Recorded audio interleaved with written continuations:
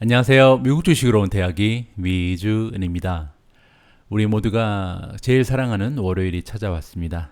물론 주말도 우리가 굉장히 아끼고 소중한 시간이지만 직장 동료들과 다시 만날 수 있는 월요일이 일주일 중에 가장 행복한 날이 되었으면 합니다.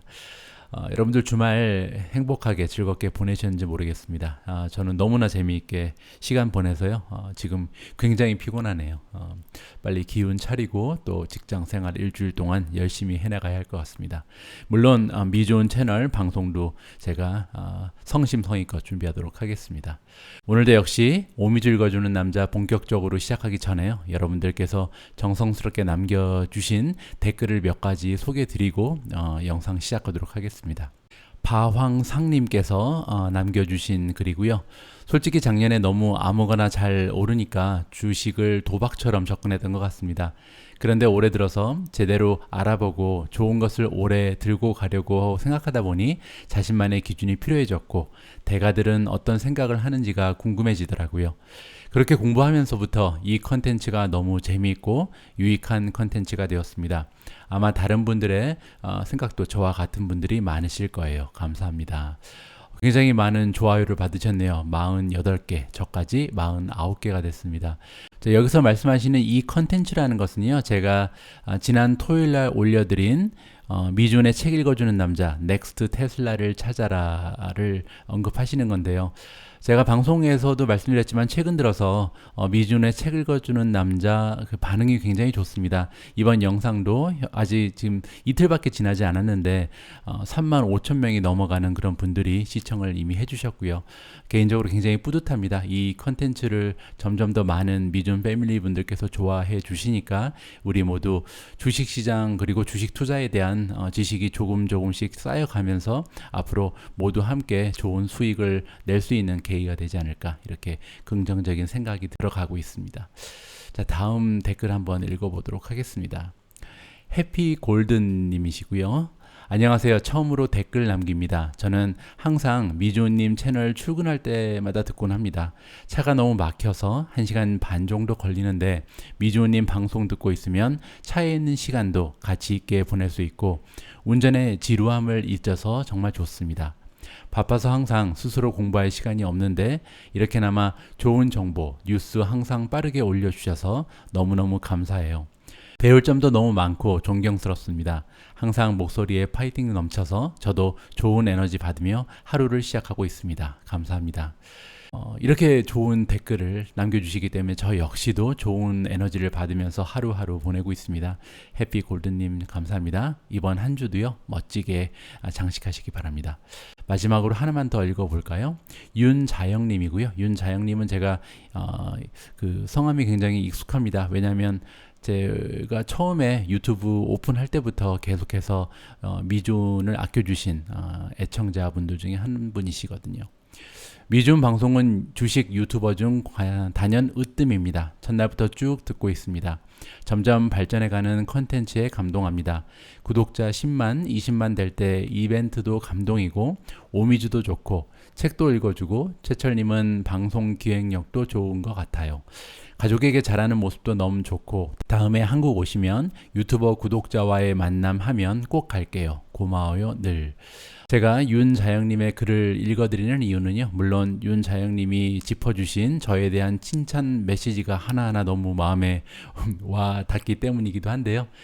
그보다 더 마음에 들었던 부분은요. 이렇게 한국 오면은 유튜버 구독자와의 만남 저도 한번 기획했으면 좋겠다라는 생각을 하고 있습니다. 제가 한국에 있지 않기 때문에 사실 여러분들과 만나뵐 기회가 인사드릴 기회가 거의 없잖아요. 그래서 2년에 한 번 정도 한국에 들어가는데 다음에 혹시나 한국에 들어갈 기회가 있으면 이렇게 미준 패밀리 분들과 만남의 장을 만들어 보는 건 어떨까 이런 생각도 하게 됐습니다. 좋은 아이디어 감사합니다. 윤자영님. 1회부터 여태까지 같이 해주셨는데 앞으로도 쭉 미준 사랑해 주시기 바랍니다.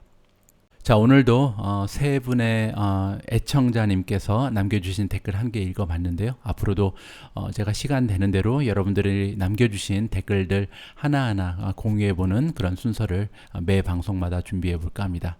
자, 그럼 본격적으로 월요일 방송, 오늘은 4월 12일이고요. 힘차게 한번 시작해보도록 하겠습니다. 바로 시작합니다.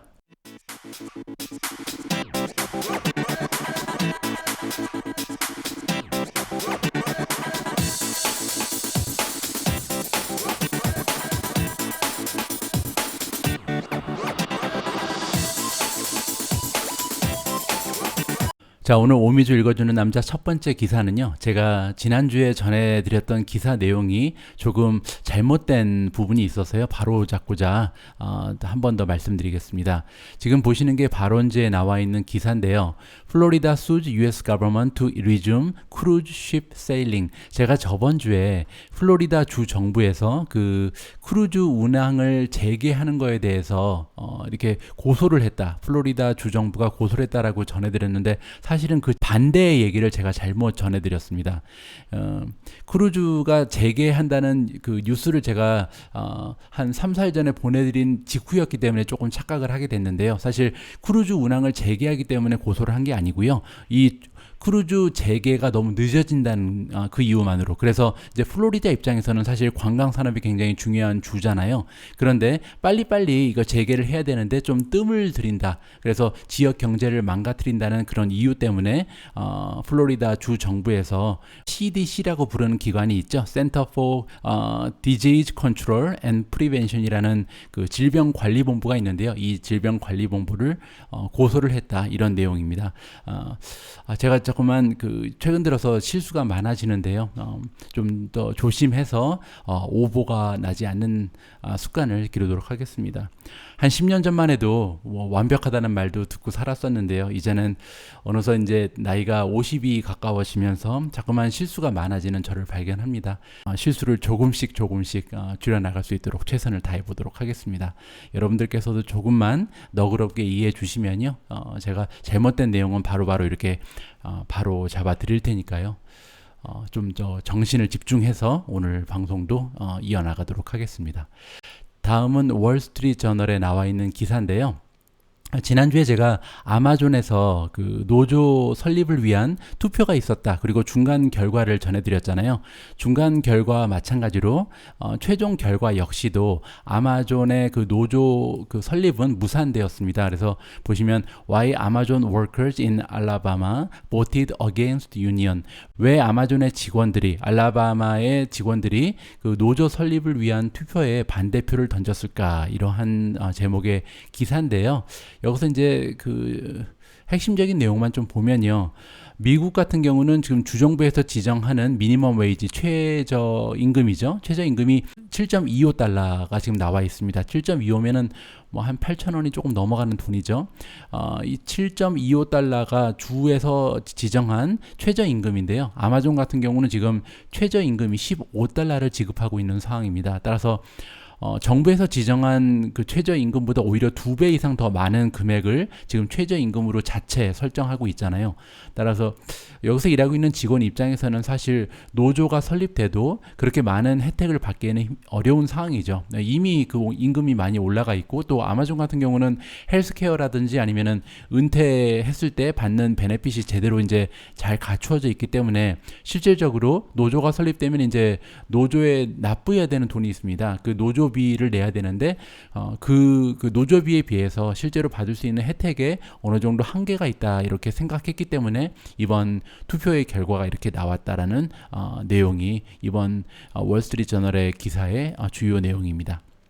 자, 다음 기사로 넘어가 보겠습니다.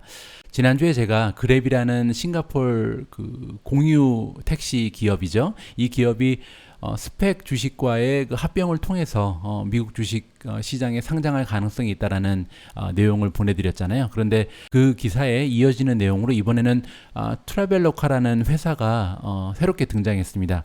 트라벨러카가 등장한 그 배경이 굉장히 재미가 있는데요. 지난번에 제가 8번째 종목인가로 소개드렸던 10년 내 10배 성장할 수 있는 기업의 스펙 주식이 하나 있었습니다.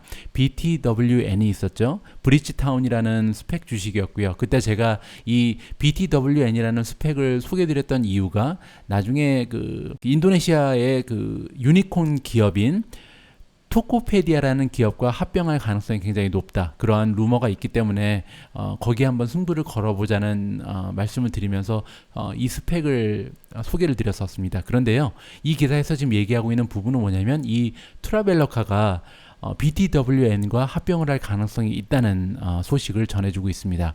요 밑으로 내려와 보시면요, 바로 여기인데요. 트라벨러카가 루머, 그러니까 이것도 역시 확정된 건 아니고요. 지금 이런 소식이 퍼져나가고 있다는 뜻인데요.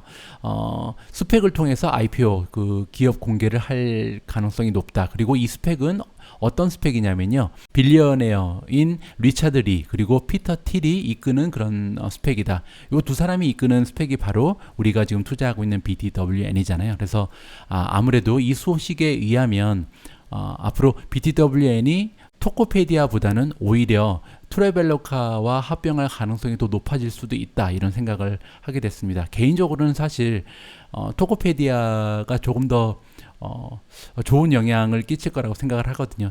토코페디아 같은 경우는 사실 인도네시아의 지금 고잭이라는 회사랑 또 인수합병의 그 과정에 있거든요. 그래서 두 회사가 만약에 합병을 하게 되면 정말 굉장한 회사가 등장하게 될 텐데, 이 회사랑 저는 BTWN이 합병을 했으면 하는 마음을 은근히 갖고 있었습니다. 그런데 이번에 기사에 나온 거 보면 토코페디아 그리고 고잭이 합병한 회사와 BTWN이 다시 합병을 할 가능성보다는 여기 나와 있는 트라벨로카와 합병을 할 가능성이 높다라고 지금 기사 내용은 언지를 해주고 있습니다. 참고로 이 트라벨로카라는 기업은요, 온라인 트래블 에이전시입니다. 여러분들 자주 이용하시는 웹사이트 중에 뭐 부킹닷컴이라든지 아고다닷컴 그리고 엑스페디아닷컴 같은 웹사이트가 있잖아요. 그 엑스페디아닷컴의 동남아 버전이라고 보시면 됩니다. 제가 한번 보여드릴게요. 이 웹사이트가 지금 트라벨로카고요. 트라벨로카는 엑스페디아랑 굉장히 비슷한 구조를 가지고 있어요. 왜냐하면 엑스페디아를 그대로 따온 그런 모델로 삼아서 만든 동남아 버전이기 때문이고요. 보시면 호텔 예약이라든지 그다음에 항공편 예약, 익스피리언스는 이제 가서 패키지 상품을 예약하는 거죠. 현지에 가서 뭐 보트 트립이라든지 아니면은 티어터라든지 이런 모든 익스피리언스 경험을 판매하는 패키지고요. 카 렌탈, 렌탈카도 되고요. 그다음에 에어포트 픽업 같은 것도 한 번에 다 해결할 수 있는 그런 웹사이트입니다. 엑스페디아랑 거의 같은 구조로 되어 있죠. 그리고 한 가지 더 여러분들 참고로 트라벨러카 같은 경우는 인도네시아 기업이거든요. 그래서 저는 개인적으로 여러 번 이용을 해본 경험이 있습니다. 트라벨러카는 인도네시아뿐만이 아니라요. 여기 보시면은 말레이시아 그리고 필리핀, 싱가포르, 타일랜드, 베트남 그리고 호주까지 진출을 해 있는 상황이고요. 현재 다양한 언어로 서비스가 제공되고 있고요. 그 다음에 커런시 같은 경우는 지금 10가지의 다른 통화로 커런시로 예약을 할 수 있는 그런 기업으로 자리매김하고 있습니다. 그래서 역시 트라벨로카 역시 굉장히 그 전망이 좋은 회사이긴 합니다. 그래서 앞으로 어떻게 진행될지 좀 관심이 많이 가는데요. BTWN 지금 주가가 많이 떨어져 있잖아요. 앞으로는 어떤 기업이랑 합병을 하던 주가가 좋은 모습을 보여주지 않을까 개인적으로 기대를 하고 있습니다. 다음에 소개드릴 기사는요, 소파이에 관한 기사입니다. 소파이 여러분들 잘 알고 계시는 것처럼 제가 10년간 10배 성장할 주식으로 소개드린 종목 중에 하나잖아요. 그리고 지금 제목에서 보실 수 있는 것처럼 Here's why SoFi's latest move is so important. 최근에 소파이가 어떠한 움직임을 보였는데요. 이 최근의 움직임이 왜 이렇게 중요한 움직임인지 여러분과 함께 알아보고자 합니다. 이번 기사는요, 제가 해석해서 그냥 말씀드리는 것보다는 영상이 있어서요, 굉장히 짧은 영상입니다. 2분 30초 정도밖에 되지 않은 영상이라서 제가 번역하고 자막 한번 넣어봤습니다. 중요한 영상 함께 감상해 보시고 다음 뉴스로 넘어가도록 하겠습니다. 자, 그러면 즐감하시기 바랍니다. Question from Ben Scully. IPOE SPAC SoFi has recently bought a local community bank. Thoughts on its expansion, long-term growth potential, and upcoming IPO? Yeah, SoFi bought a bank. I think it's got like 3 branches in Sacramento, if I'm quoting that correctly. The bank itself is not material.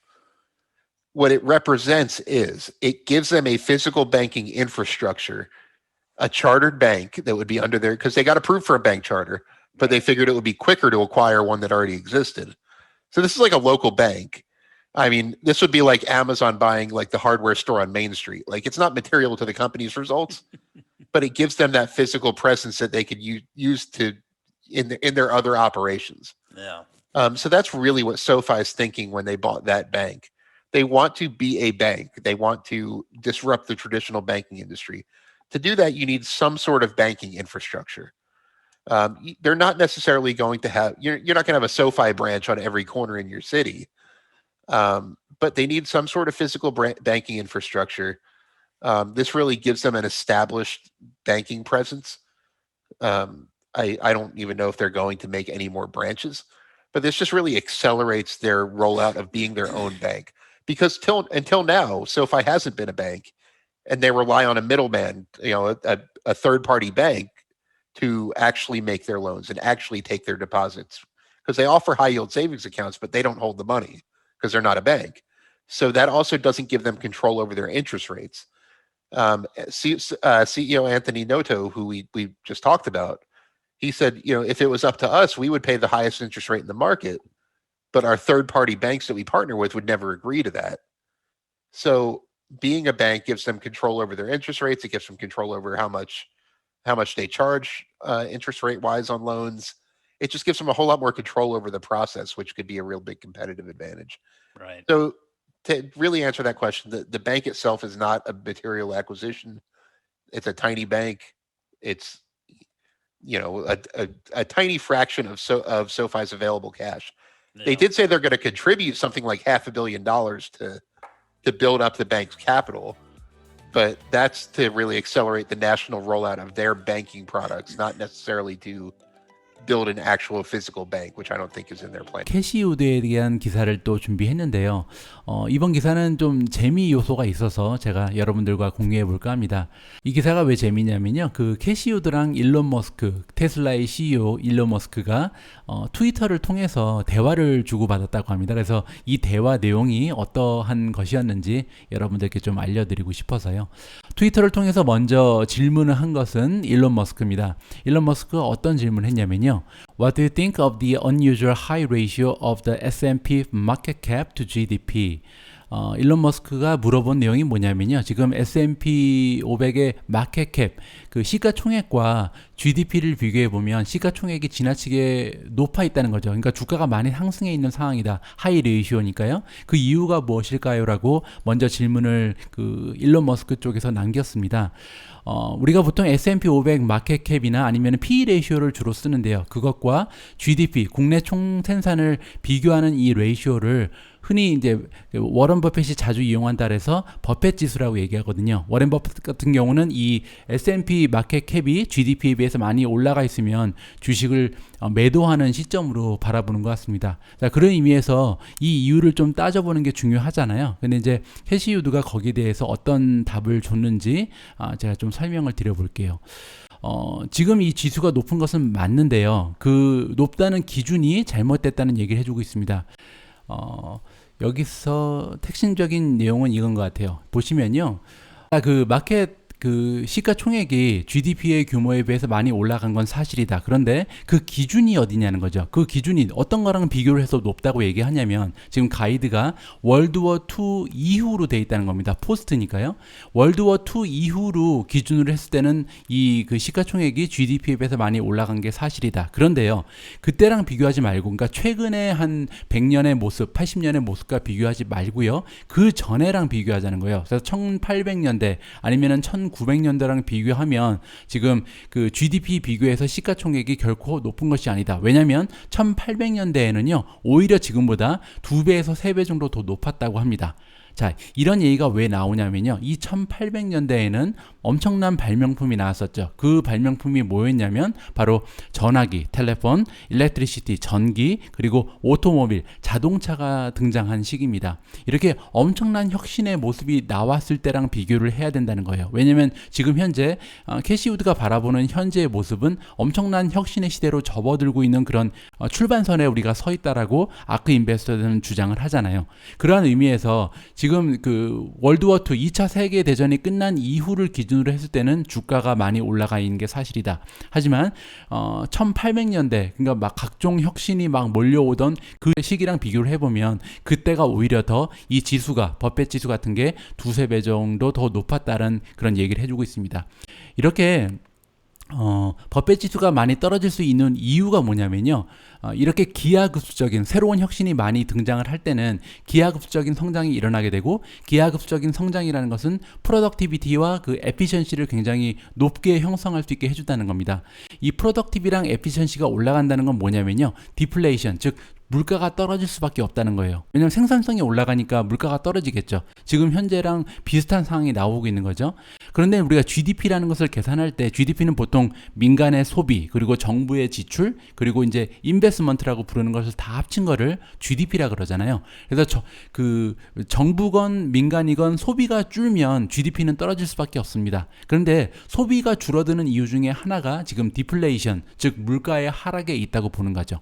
그러니까 뭐 아마존 같은 이커머스가 등장하면서 우리가 아마존 효과라고 부르는 게 있잖아요. 그 가격이 계속 단가가 떨어진다.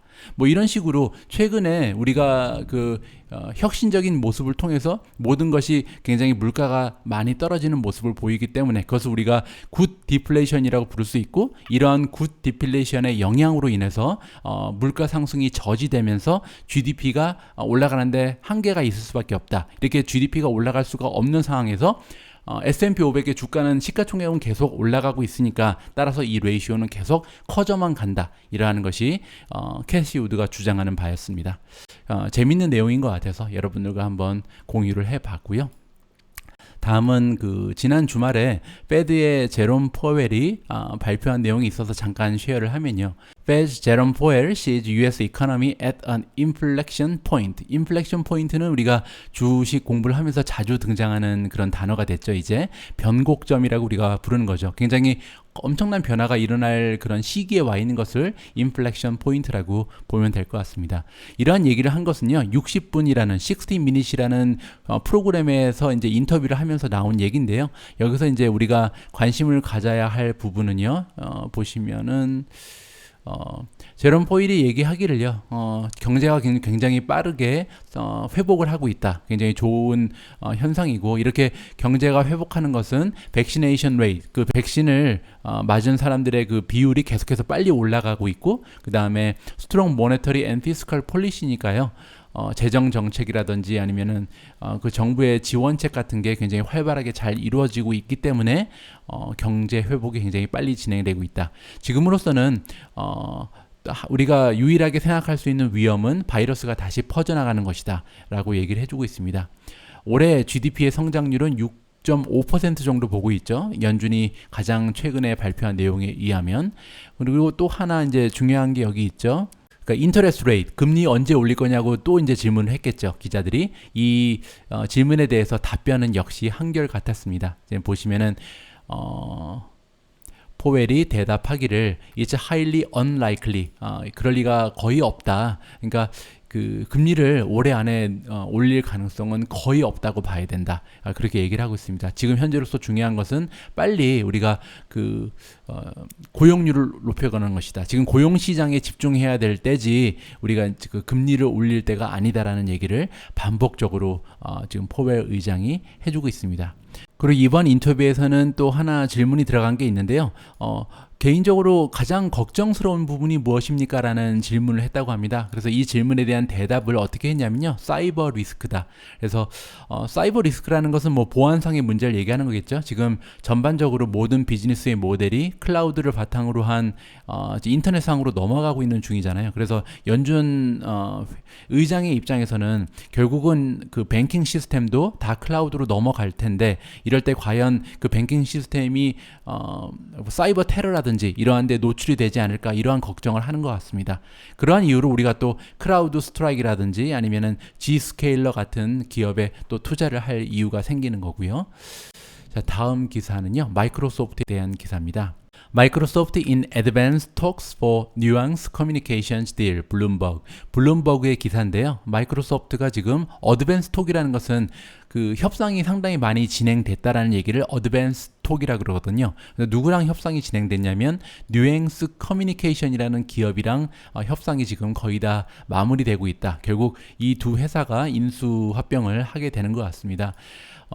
구체적인 조건도 나왔는데요. 보면은 마이크로소프트가 $56를 주당 $56를 쳐주는 거로 나오고요. 현재 뉴앵스의 주가가 45.58이니까요. 지금 주가에 비해서 프리미엄을 23%나 더 부여해 주는 것으로 나옵니다. 어떻게 보면 마이크로소프트를 보유하고 계신 주주 입장에서는 이거 너무 비싸게 사는 거 아니냐 이러한 또 불만을 가질 수도 있는 그런 부분인데요. 그만큼 그 뉴앵스라는 기업을 굉장히 원한다는 얘기가 되겠죠. 뉴앵스라는 회사는요, 보시는 것처럼 Artificial Intelligence Solution인데요. 그러니까 인공지능을 이용하는 그런 솔루션을 판매하는 그 소프트웨어를 판매한다고 보시면 되겠죠. 이 소프트웨어의 기능은요, 스피치 레코그니션, 그러니까 이렇게 말소리를 알아듣고 거기에서 명령어를 시행하고 이런 거겠죠. 그리고 내추럴 랭귀지 인터페이스라는 것은 자연어 처리를 얘기하는 거죠. 따라서 인공지능인데 이제 사람이 얘기하는 것을 또 인지할 수 있고 또 자연어가 처리가 되면서 컴퓨터와 인간을 이어주는 인터페이스 역할을 하는 그런 굉장히 중요한 역할을 하는 기업이라 이렇게 생각을 할 수가 있습니다. 마이크로소프트의 이번 뉴앵스라는 기업을 인수하는 것이 과연 마이크로소프트의 위상을 어느 정도 높여줄지 그리고 결국 어느 정도 실적의 향상으로 실현될 수 있을지 마이크로소프트의 주주 입장에서는 굉장히 흥분되는 그런 기업 인수라고 생각이 되고요. 자, 다음은 알리바바에 대한 기사입니다. China finds Alibaba record 2.75 billion for anti-monopoly violations. 자, 차이나 중국 정부가 알리바바에게 2.75 빌리언이라는 무지막지한 금액의 벌금을 지금 부과했습니다. 그리고 그 이유는 안티 모노폴리니까요. 모노폴리는 우리가 자주 하는 그 게임의 이름이죠. 모노폴리는 독점이란 얘기고요. 독점 규제법을 어겼다는 이유로 지금 2.75 빌리언이라는 엄청난 그 벌금을 받게 됐습니다. 2.75 빌리언이라는 것은요, 알리바바라는 대기업 입장에서도 굉장히 부담되는 금액입니다. 왜냐하면 2019년에 알리바바가 발생시킨 총 매출의 4%나 되는 그런 어마어마한 금액이라고 하네요. 그리고 앞에서 말씀드린 것처럼 그 이유, 이번에 벌금을 받은 이유는 안티 모노폴리 룰에 걸린 것이다. 그래서 독점 규제법을 위반한 것으로 나오고요. 구체적인 사례를 보니까 마켓 포지션을 어뷰징 했는데 어떤 식으로 했냐면요. 여기 나와 있습니다. 2015년에 forbidding its merchants from using other online e-commerce platforms. 그러니까 그 알리바바에서 그 상인으로 일하고 있는 그 파트너들 있죠. 이 상인들이 다른 이커머스 플랫폼에 가는 것을 못하게 했다는 겁니다. 그것을 금지함으로써 독점 과제에 걸렸다. 이렇게 구체적인 사례를 말해주고 있고요. 그래서 그러는 바람에 지금 알리바바는 금요일날 2.16%가 떨어졌고요. 지금 장 시작되기 전에 월요일날 또 마이너스를 보여주고 있습니다. 현재 PE 레이쇼가 21.98밖에 되지 않거든요. 그래서 알리바바라는 그 기업의 그 견실함 그리고 비즈니스 모델을 생각해 봤을 때 굉장히 주가가 많이 떨어져 있는 상황이거든요.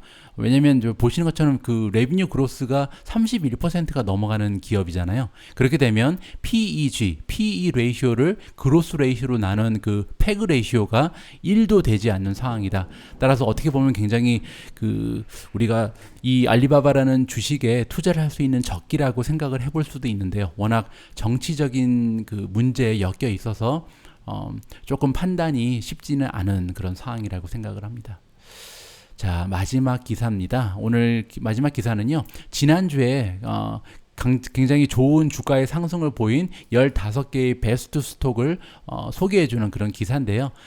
이 기사를 함께 살펴보는 이유는 뭐냐면 우리가 주식을 평가할 때요. 그 주식 평가 기준이 여러 가지가 있잖아요. 성장률이라든지 수익률 그리고 뭐 밸류에이션도 보고요.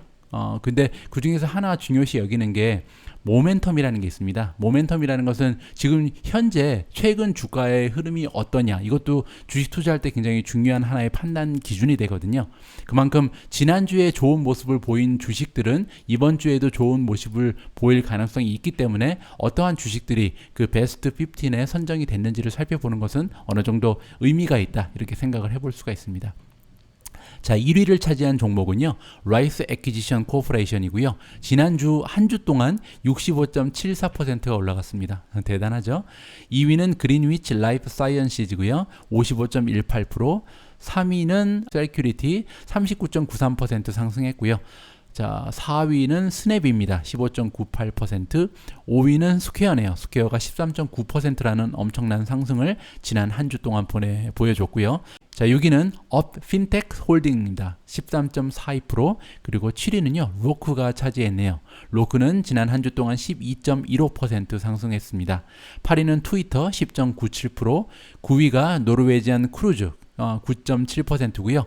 10위가 로블록스 코퍼레이션 9.62%, 거의 10% 가까운 상승을 보였고요. 핀터레스트가 9.58%, 그리고 12위는 진로우네요. 8.86%, 13위가 카니발입니다. 8.58%, 14위 크라우드 스트라이크 8.22%, 15위가 리바이스가 최근에 굉장히 좋죠. 7.98% 상승하는 모습을 보였습니다. 이렇게 15가지 종목이 지난주에 굉장히 좋은 주가의 상승 모습을 보이는데 과연 이번 주에는 어떻게 될지 한번 지켜보면 재미있을 것 같습니다. 자, 오늘 제가 준비한 기사들은 여기까지고요. 자, 그러면 선물 상황 한번 보겠습니다. S&P 500 퓨처는 0.3% 떨어졌고요.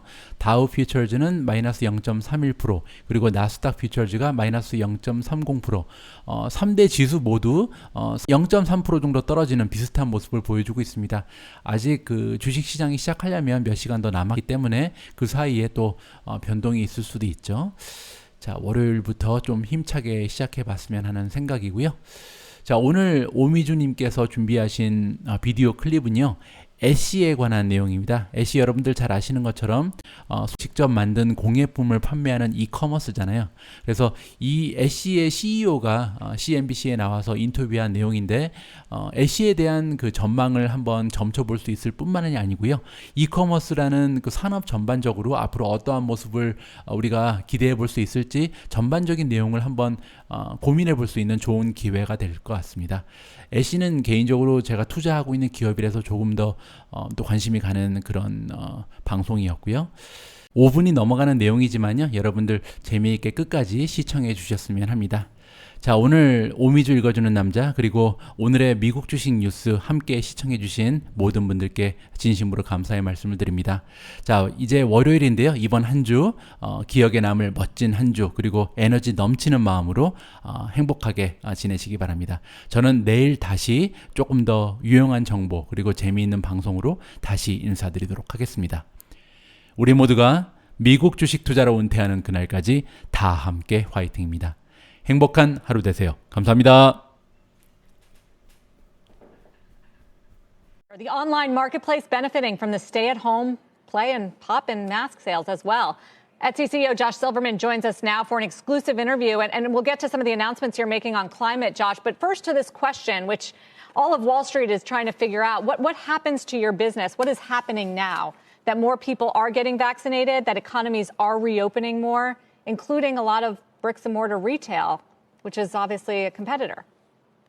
Well, the most recent guidance we gave was at the end of February, where we said that in the first quarter of 2021, we expect revenues to grow by over 120% year over year.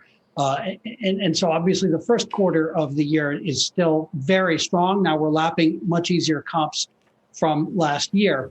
What we've seen over the period of COVID is that people haven't been able to go and travel or eat out. So they've been spending more of their money on retail, and they can't go to the mall very easily. So they've been spending more of their retail money on e-tail. But even within e-tail, which grew at an astonishing 40% in 2020, Etsy grew at well over 100%. Etsy's growing more than 2.5 times the rate of e-commerce. So I'm not sure what's going to happen to e-commerce in the near term when people can travel again and eat out again. It's really anyone's guess. but millions of people have discovered Etsy and have turned to Etsy over the past year and had really delightful experiences. And that's what gives me great confidence in both e-commerce and especially in Etsy for the years to come. What do you see from new users, people that have discovered Etsy, in terms of how often they come back, how often they shop, and also those that come specifically for masks, because it was such a big contributor? Not everything. I know home furnishings and all sorts of categories exploded, but if we do see reduced appetite for masks, what happens to those people? We've been really pleased with the quality of the new cohorts. And in fact, we said in the fourth quarter earnings call that 40% of people who came for a mask in the third quarter came back for a non-mask in the fourth quarter. So we're really pleased by how people are turning to Etsy and finding that there's a very wide range of things that they can buy on Etsy. And it's just a better buying experience. You're buying something that's made just for you. You're buying it directly from the maker. And it comes with a handwritten note. And that's certainly not something that you get at most other places. I see one of the metrics, 2 in 3 Etsy sellers say their income has held steady, if not grown, since the start of the pandemic. You must expect in some respects that's got to come down. You know, it's hard to tell what's going to happen when the world reopens in the very near term. We have been adding more than 1 million new buyers in many weeks of 2020. And those buyers have been having really great experiences. And what our data shows is that the quality of those new cohorts are really strong. So what I believe is when people have now turned to Etsy and they've had a great experience on Etsy, I think they're going to want to come back. I think they're going to want to keep coming back. And you know, again, what's going to happen in the very near term is people can suddenly travel again and eat out again. You know, it's anyone's guess. But if you think, do I think that e-tail is going to be bigger in 2024 and 2025 than it was in 2020 and 2021? Personally, I think yes. And do I think that Etsy is going to be able to continue to gain share against e-commerce generally? Personally, I think yes. So I think we're a much bigger company now. Etsy's about twice as big as it was 1 year ago. And because of the nature of our marketplace, Etsy gets better as it gets bigger. So I think this is great for our sellers and great for our buyers. You mentioned market share that you have grown. There's obviously the tough competitors like an Amazon. I don't know if you consider Walmart, eBay, of course, but there's also the social media players that have grand ambitions of getting into shopping, like a TikTok perhaps, or an Instagram or a Facebook. How do you view that? Everyone's going to be chasing this growth if you say it is going to be secular and continued story. I think they're all competitors. We compete for share of wallet in home furnishings and clothing and jewelry and apparel. We compete across, our sellers compete across many, many categories. What gives me a lot of conviction is that we're not playing the same game everyone else is. Amazon, Walmart, you know, they're building everything stores that are about shipping something to you cheap and fast, which you use, and then it ends up in a landfill, 2 seconds later. And when I look at what other people are trying to do, they're also playing Amazon's game. They're trying to sell you the same commoditized product you can buy on Amazon. So they've just got to convince you that they can either ship it faster or sell it cheaper. And, good luck. Etsy stands for something really different. Etsy is about keeping commerce human. It's about buying from the person who actually made the product. It's about having that product made just for you. Often you're co-creating it with the maker itself, and you're able to do that at a really fair price and have it delivered to you fast enough for most people to meet most needs. And we think that that is just a better way to shop. And I think the more that Amazon succeeds, the more that people are going to be desperate for an alternative to Amazon. And I think no one is better positioned than Etsy to be that alternative.